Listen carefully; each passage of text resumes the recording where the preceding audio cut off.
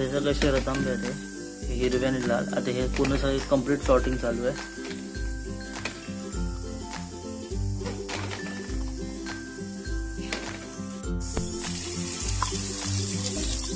आता हे जे लाल आणि आपण हिरवे जे सॉर्टिंग केले आहेत ना, तर आता हे पण प्रॉपर व्यवस्थित सगळं धुवून काढणार आहे.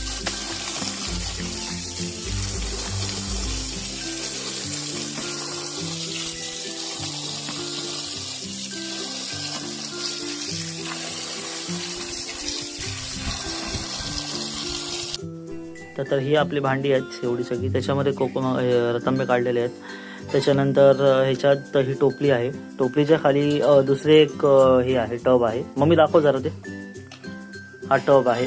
तर ह्याच्यामध्ये गर निघणार, ह्याच्यामध्ये गर निघणार आणि त्याच्यामध्ये रतांबे जे आहेत म्हणजे मम्मीने कापून काकीकडे दिलेले आहेत, गर ह्याच्यात आणि त्याच्यामध्ये वरचं कवर, आणि कवरमध्ये ही काकी आपली साखर जी आहे त्याच्यामध्ये भरून ठेवणार. ठीक आहे. तर ही आत्ता इकडचा हा सेटअप आहे.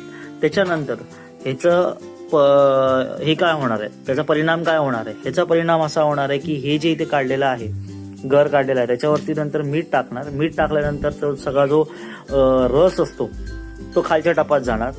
तो टप झाला की तो एक आगुळ म्हणतो ना, तो तयार होणार. आणि ह्याचं जे आहे, हे जे भरून ठेवलेलं जे आहे काकीने, हे सगळं एक थर वरपर्यंत येणार, त्याचं सगळं भरून एका याच्यामध्ये. आणि नंतर हे उन्हात आपण तापत ठेवायचं, जेणेकरून ह्याच्याने काय होणार, जो रस येणार ना उन्हाने तापून, किंवा जो गोड रस साखरेचा आणि कोकमाचं जे आंबटपणा, हे दोन्ही मिक्स करून एक जाडं सिरप तयार होणार ते ह्याच्यामध्ये.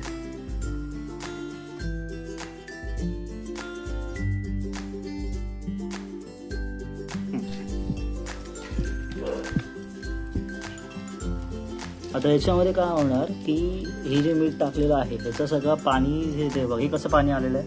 मामा जरा वाकडं थोडं करून दाखव जरा, हे थोडं जरा क्रॉस करून दाखव खालची बाल्टी. हे बघा, ह्यालाच म्हणतात कोकम आगळ ओरिजिनल.